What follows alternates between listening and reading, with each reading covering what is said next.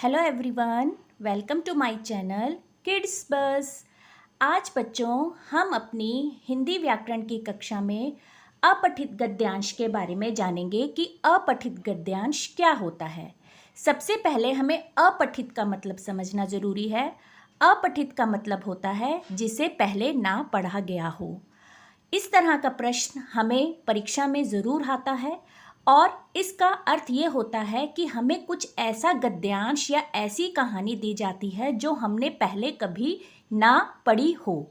इसीलिए इसका अर्थ और इसका जो उद्देश्य होता है वो यही होता है ताकि बच्चे इस अपठित गद्यांश को जो कि पहले ना पढ़ा गया हो उसे पढ़कर अपनी भाषा में उसके प्रश्नों का उत्तर दे सकें।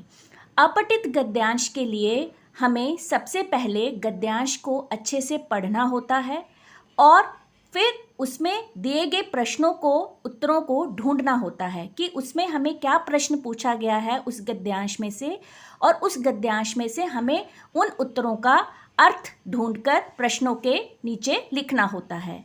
अपठित गद्यांश में जो हमें प्रश्नोत्तर भी आते हैं कभी कभी, और कभी कभी हमें मूल्यपरक प्रश्न भी आते हैं जिन्हें हम MCQ बोलते हैं। MCQ में जो हमें उत्तर सही लगता है उसके आगे सही का निशान लगाना होता है और प्रश्नोत्तर में हमें प्रश्नों के उत्तर देने होते हैं। तो शुरू करते हैं हम आज का अध्याय अपठित गद्यांश, जिसका अर्थ है जिसे पहले कभी ना पढ़ा गया हो, और आज हम उसको पढ़ के उसके प्रश्नों के उत्तर देंगे। लेकिन हमें अपठित गद्यांश में कुछ बातों का ध्यान रखना चाहिए कि जब हम अपने उत्तर लिखते हैं तो उस समय उसके वाक्य जो हैं वो सरल हों और छोटे हों और सेम वही हों जो कि प्रश्न में पूछा गया है। तो शुरू करते हैं आज का ये अपठित गद्यांश का अध्याय। सबसे पहले हम अपने गद्यांश को पढ़ेंगे। हमें गद्यांश में दिया गया है जो एक कहानी है। वक्त ऐसे ही बीतता जा रहा था, उस राज्य की बाहरी दीवारें अत्यंत जर्जर हो चुकी थी। जर्जर का मतलब होता है कमज़ोर। उस राज्य की दीवारें अत्यंत जर्जर हो चुकी थी और कभी भी कोई दुश्मन उस पर आक्रमण कर सकता था। दरबार के सब लोगों ने किले की मरम्मत के लिए बार बार राजा से गुहार लगाई, लेकिन आलसी राजा को तो बस अपनी नींद प्यारी थी। अब ये जो हमने गद्यांश पढ़ा है, इस गद्यांश में हमने कहानी को ये समझा है कि वक्त जो था वो बीत रहा था और राज्य की दीवारें जो थी वो अत्यंत जर्जर हो चुकी थी। जर्जर का अर्थ मैंने आपको समझाया, कमज़ोर। तो राज्य की जो दीवारें थी वो कमज़ोर हो चुकी थी और कभी भी कोई भी दुश्मन उस पर आक्रमण कर सकता था। दरबार के सब लोगों ने किले की मरम्मत के लिए बार बार राजा से गुहार लगाई, लेकिन आलसी राजा को तो बस अपनी नींद प्यारी थी। इस तरह से अपठित गद्यांश जो होता है उसे हमें 2 या 3 बार पढ़ के कहानी को समझना होता है कि कहानी में क्या बोला जा रहा है और किसके बारे में बोला जा रहा है, तभी हम उसके संबंधित प्रश्नों के उत्तर दे सकेंगे। तो हमारा पहला जो प्रश्न है वो है, राज्य की दीवारें कैसी हो चुकी थी। ये हमें प्रश्न में पूछा गया है और उत्तर भी हमें इसी गद्यांश में मिलेगा, और हमारा जो उत्तर है वो गद्यांश में यहाँ पर है। राज्य की बाहरी दीवारें अत्यंत जर्जर हो चुकी थी। तो हम इस प्रश्न को पढ़ के इसका उत्तर हमें यहाँ से मिला और हम फिर यहाँ पे इसे लिखेंगे। किस तरह से लिखेंगे मैं आपको लिख के दिखाती हूँ। राज्य की दीवारें कैसी हो चुकी थी, हमसे प्रश्न में पूछा जा रहा है कैसी हो चुकी थी। तो राज्य की दीवारें अत्यंत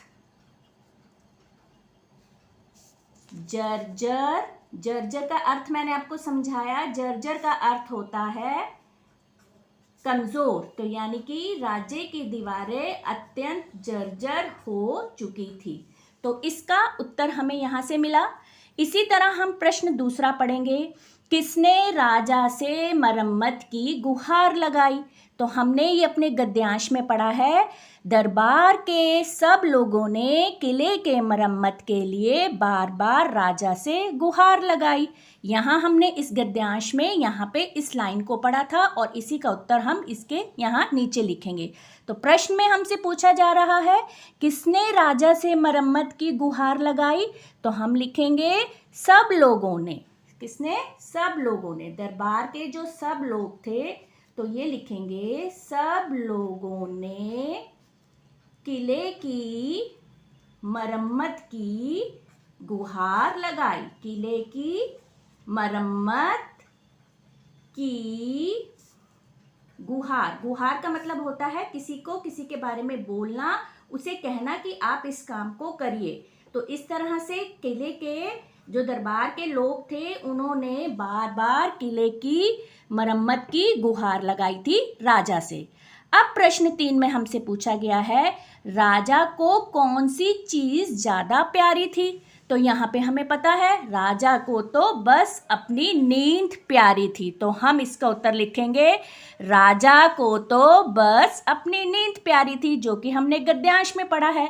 प्रश्न पढ़ा हमने यहाँ और उसका उत्तर मिला हमें गद्यांश में, तो गद्यांश से ढूंढ के हम यहाँ उत्तर लिखेंगे राजा को तो क्या था? अपनी नींद प्यारी थी। अपनी नींद, जो कि उसे एक चीज बहुत पसंद थी वो ही वो करता था। अपनी नींद प्यारी थी। तो इस तरह से हम गद्यांश में जो पढ़ते हैं उसी के हिसाब से हम प्रश्नों के उत्तर देते हैं। लेकिन गद्यांश जैसे कि मैंने आपको बताया 2 से 3 बार आपको पढ़ना होता है और उत्तर जो है सरल भाषा में छोटे देने चाहिए ताकि हमें कोई परेशानी ना हो। इसी तरह कभी कभी प्रश्नोत्तर से पूछा जाता है और कभी कभी हमें MCQs देके या मूल्य परक प्रश्न जिन्हें बोलते हैं वो देकर भी हमसे गद्यांश के उत्तरों के बारे में जानकारी ली जाती है। तो यहाँ पे हमें प्रश्न दिया गया है सही उत्तर पर सही का चिन्ह लगाइए। तो पहला क्या है? राज्य की दीवारें अत्यंत हो चुकी थी। क्या? मजबूत या जर्जर? तो हमें जो इसमें से राइट ऑप्शन लगता है हम उसके आगे टिक लगाएंगे और राइट ऑप्शन है जर्जर। तो हम जर्जर के आगे टिक लगा देंगे क्योंकि राज्य की जो दीवारें थी वो जर्जर हो चुकी थी।